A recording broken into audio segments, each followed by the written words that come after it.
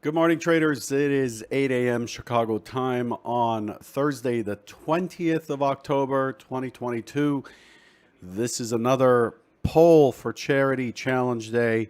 Just remember to vote. You have the link and instructions in the YouTube live chat. Of course, it can also be found on my Twitter feed at twitter.com/FuturesTrader71. This is episode number 2340. I want to remind you that derivatives trading is not suitable for all investors. Past performance is not necessarily indicative of future results. This morning, we're looking at a mixed market coming into the session here. We have a market that's got some events, mainly earnings, a political event in that the Prime Minister of the UK, just stepped down about a half hour ago. And Tesla came in. It had okay earnings per share, came in at 105 versus 1, but revenue was underwhelming, and overall, it just seemed like there was a lot of talk of demand, but the stock, as you probably already surmise, is quite overpriced, maybe, for the earnings that it's getting. Look at its PE numbers. So that's that. We had a slew of earnings this morning. Dow, American Airlines, and others. American Airlines, wow, came in and it beat by 122%, came in at 69 cents versus 31 cents. This continues with the theme of Delta, then yesterday United Airlines, today American Airlines. People are spending top dollar on travel. These airlines are really just killing it right now. So American Airlines came in with 13.462 billion in revenue versus 13.25. So you could see that the revenue was in line, but earnings are higher, speaking of a higher profit margin. So that's where that is. That's one of the key ones there. Nucor came in and missed. Dow missed by 12%. ABB, a major manufacturer, missed by 47%. Union Pacific came in above by just 3%. Nokia, not sure what it did. Looks like probably in line. And there's just, we're in the we're in the middle of earnings, and earnings are very, very meaningful this time, as they were expected to be disappointing. There's a rumor that China will cut down on COVID restrictions for travelers. This is business friendly. The expectation is that there will be more action out of China, which is good for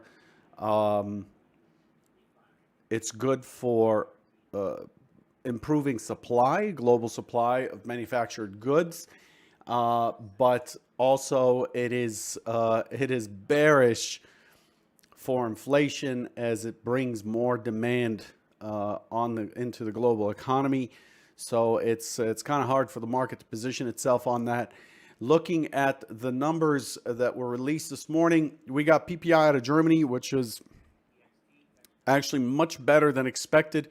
The month-on-month came in at 2.3%. The prior is 7.9. I feel like that's not a correct number. Just seems incredibly high. PPI out of Germany for September, month-on-month, came in at 2.3 versus 5.1 expected. The prior 7.9. Business confidence out of France came in relatively strong.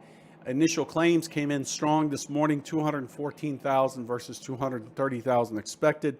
Philly Fed came in weaker at negative 8.7, but the prices paid component of the Philly Fed manufacturing index came in a little bit hotter, which is somewhat inflationary.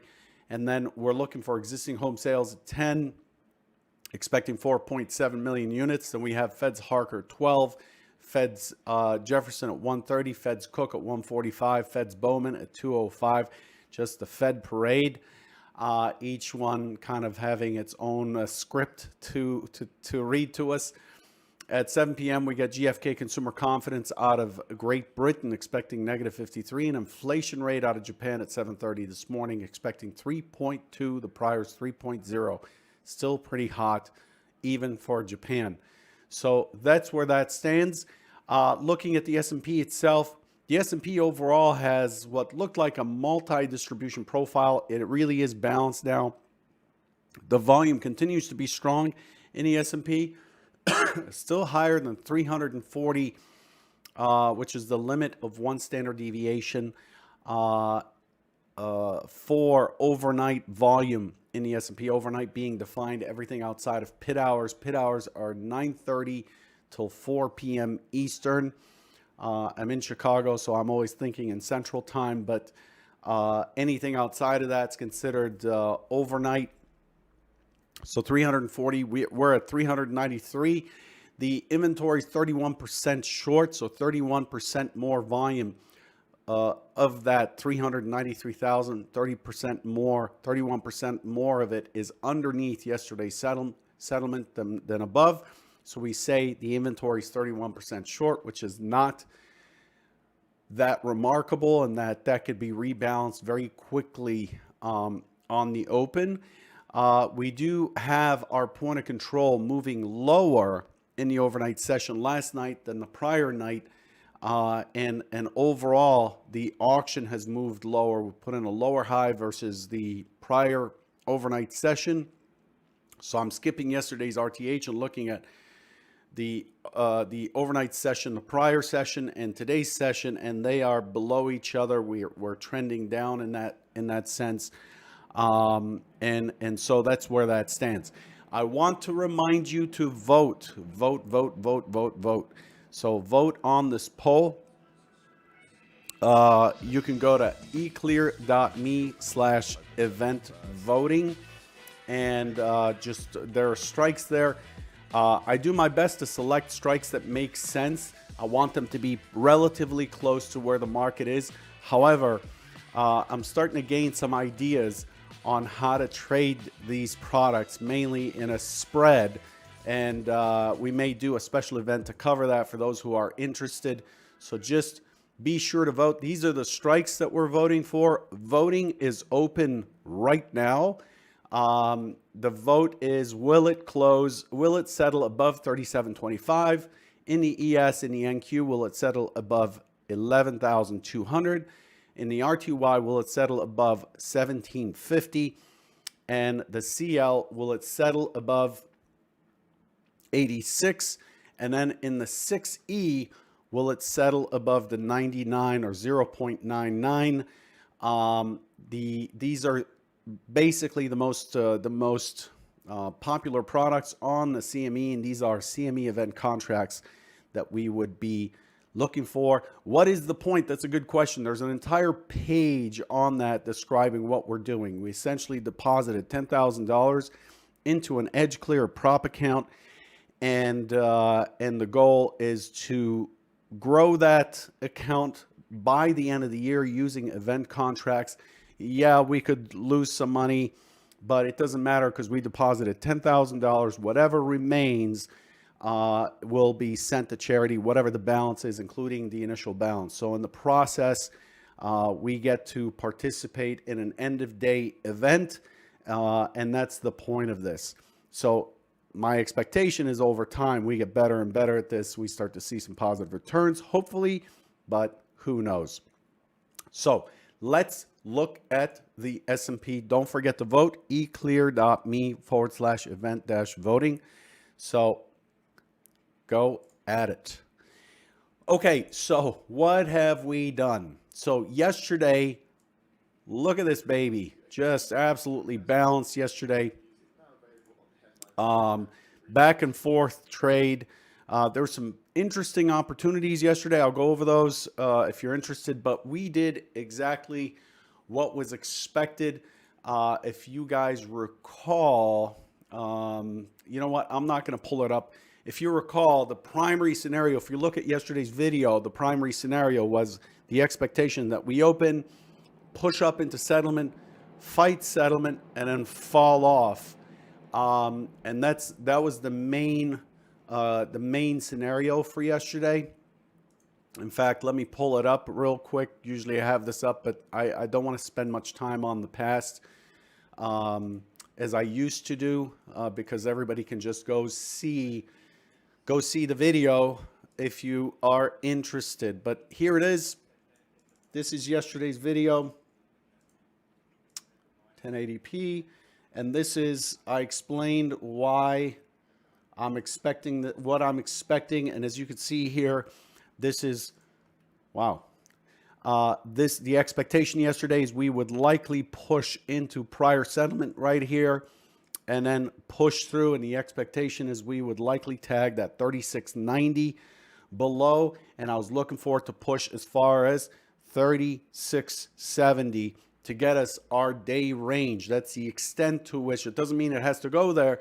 That's the extent to which it is expected to go. So again, a push up towards the 37.33 area, the prior day's settlement, likely to find sellers there and drop off. And so what we're looking for is how do we position ourselves when we see that reaction on the way up? Here's what we got yesterday.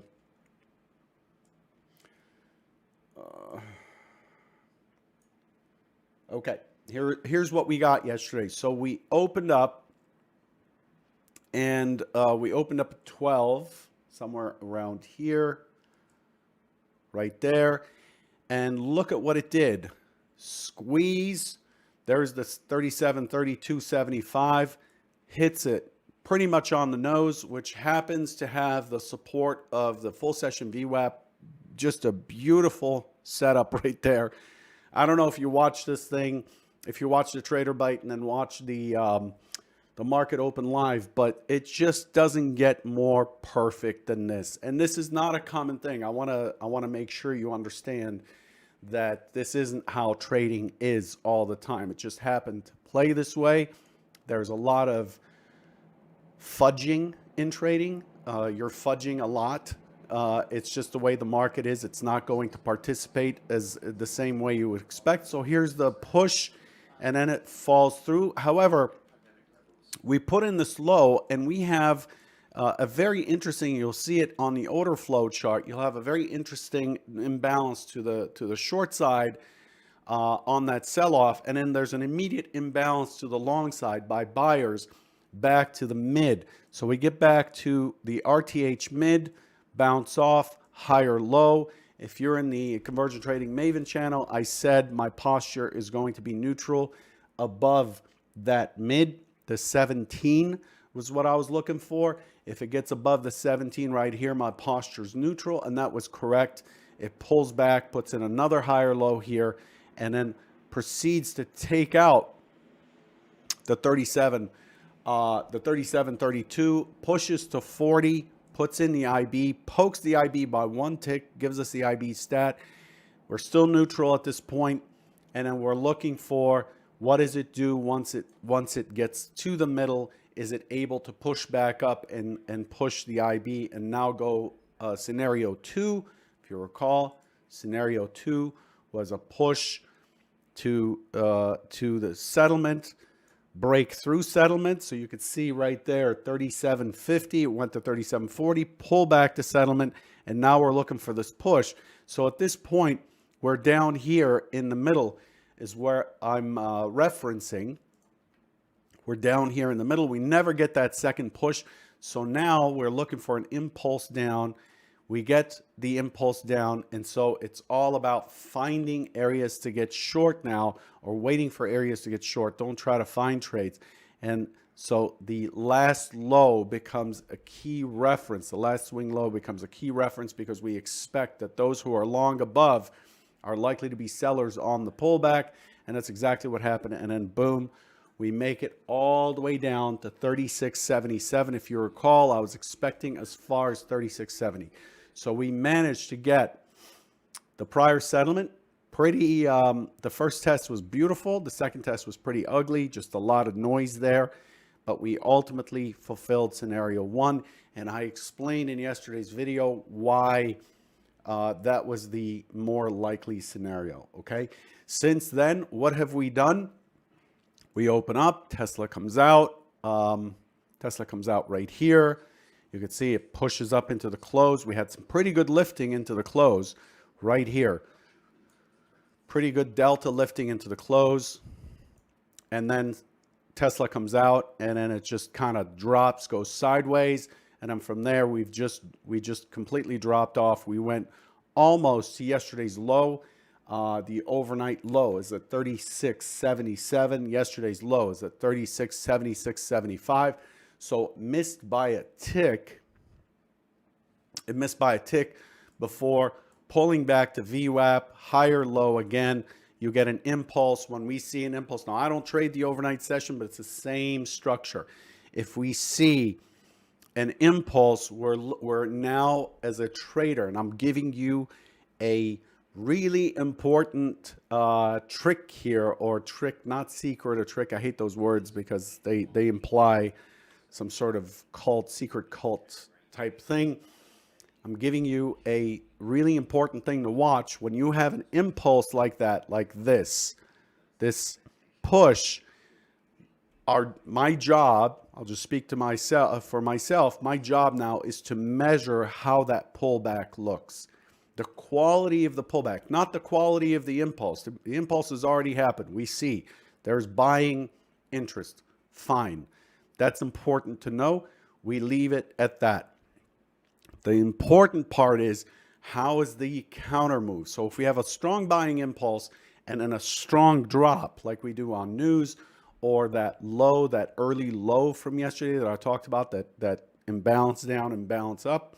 But if it has a strong buying interest, you really need to be keenly watching how it pulls back, especially if it pops higher. Watch how it pulls back. Have a reference point. To me, the reference points are, for the overnight session, the FS mid right here, this faint blue line you see there, the VWAP, and also price structure. So I'm trading on 4 things. I'm trading the auction, so the volume, how price moves and how much volume it brings in. That describes the auction. I'm trading on price action. I'm trading on the order flow. And then it's all about, all of that has to fit within the context of where are we in the bigger picture. So those 4 components need to come together for me to trigger a trade. So we get this pullback, and then we get another impulse higher. Now we need to watch the quality of that pullback against the last high. You can see it's failing the last high, and then that sets up a breakthrough pullback continuation down. And now this is at this point, as we hit this point, I would be saying look for balance, because it's tested down, it found buyers, it tested up, found sellers. Buyers are no longer there to support the continuation. And so the only thing that's left is balance. So we found buyers, we found sellers, we're in the middle, balance. Okay, so expect it to get choppy there. We turn up this morning early, and then we make some moves on the UK Prime Minister push. We have another impulse up, pullback continuation, and a corrective impulse here. This is not Elliott Wave, folks. I don't follow Elliott Wave. I have not looked at Elliott Wave in probably 20 years. These are just normal patterns that the market kind of consistently follows, in my opinion. As always, past performance is not indicative, but you see this impulse here. This is a clear, solid impulse. Look at that. Very big move, 24.75 points. Really, from here, you're just simply testing to see how is the quality of this move up. Does it immediately rush back up, or does it kind of grind its way up? If it's grinding its way up, we're looking for areas to lean against to get short, and we're aiming for the continuation, and that's what we had. Overall, the overnight session, look at this thing. It's a multi-distribution profile, but truly it is balanced. So what is that in the bigger picture? The bigger picture, just like we talked about yesterday, we opened much higher the other day. We opened much lower on CPI. We tested higher on Michigan sentiment. We stopped in the middle. We gapped up. We came back to the middle. Yesterday was expected to be stuck right here to the downside, kind of moving away from the upper bounds to the lower bounds, exactly what it did this morning. We're opening exactly inside of yesterday's balance, which is inside of the prior day's balance. What does that say? That's saying that most likely this will chop around in here and be sort of aimless today. That's the main scenario for today. Looking at the relative delta, large lots below the line, the delta is mostly following the small lots, so 9 contracts or less being lifted. The very large lots are flat. This is likely to be a choppy open. There's not movement in the same direction by all participants. This is likely to be a choppy open. So what are we expecting for today? Just to summarize. Primary scenario today, we're opening on top of VWAP, on top of the point of control, the overnight point of control, on top of the mid. Likely to be choppy, a choppy open. Looking for this thing to be somewhat responsive this morning to the upside where the prior auction was. And then, we have settlement right here. And then I'm looking for it to cross the opening print and test to the downside the balance price for this entire area down here. So that's 36.90. The 36.90 is likely to be tagged today. 36.90, and then probably resting at this 3,700 century figure. This is scenario 1. We don't anticipate the market having any news or events that it needs to reprice.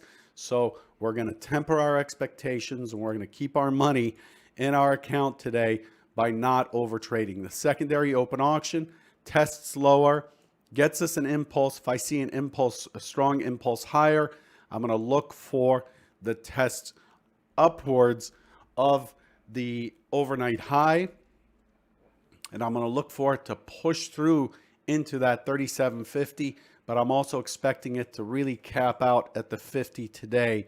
As we've seen, buyers are not able to hold higher prices, sellers are not able to hold lower prices. Okay, that's the idea for today. So what do we have in terms of this polling? Let's take a look. Put on our positions. Bear with me a second here. So the prices that we have, 37.25, 37.25, 11.2, 17.50, and crude is 86. And then the euro at 99. So we're going to look at the survey results, put on these positions, and we'll report, EdgeClear will report back how we did. Remember, these are cash-based products. The maximum you can win is expected to be $20. The maximum you can lose is expected to be $20. The survey says, looking at this, updating the survey, hope you voted. Whew, we didn't get enough votes. Looks like most of you expect the S&P to close below 37.25. So there's that order done. Let's make sure it's complete. Yep. So 37.25. In the NASDAQ, most of you, we don't have enough votes, but I want to put these positions on just so we can follow through. Most of you expect us to close below the 12,200. Boom. We bought those for $14.25. The RTY, Most of you expect these to close below 1750. These are all basically priced the same. This order didn't go through. Let's see. Failure. There we go. Let's make sure these went through. Nope. There it is. And then 86. Most of you expected it better than 86. There it is. And then the 6E, most of you expect it to close below 99. So 1850, that's way, way, way up there in terms of risk reward. So we're going to have to pass on that trade. So this is, so we'll report back on these positions. Again, the maximum we can stand to lose is what we pay for that position. So you could see that we paid $13.50 for the S&P to gain 650. That's outside of our risk reward, but I'm putting these on just to kind of go through the motions here. We paid about 14 and a quarter or so for the NASDAQ. We paid $14 for the RTY. We paid $10 or so for crude, and we passed on the 6E because it's just way off on its risk reward. So look for tweets to let you know how we did on those. Thanks for voting today. Hopefully, pretty soon I'll cover an idea to use these for spreads. The reason I like these products and I'm talking about them is because they have defined risk and reward, and they're a cash-based product. They are not leveraged, and you can simply hold a position based on end-of-day statistics or end-of-day homework. A lot of traders try to have an opinion where the market's likely to go, but can't hold on to that position because they get stopped out because they can only have, a 4 or 6 point stop. Whereas these, it doesn't matter. You're looking at where the product settles, and you either get paid the $20 versus what you paid for it. So even though we paid $14 or whatever it is, we still get paid $20, so we keep the difference, or they expire worthless and we lose our $14. So this is just a way to have an opinion on where the market is likely to close. And no, we're not betting on weather or some sports team. We're betting on products that we know and understand. I'm very much in favor of trading these if you cannot sit in front of the market, or if you need an end of day view on what the market is likely to do. Okay, good luck, and I'll catch you tomorrow morning. Actually, there's a public webinar today at 1 o'clock. Hopefully you'll attend. We'll talk about the key things you need to get right in order to see better results in your trading. Look for tweets on that. Good luck, and I'll catch you tomorrow morning, or I'll catch you at 1 o'clock today. Take care.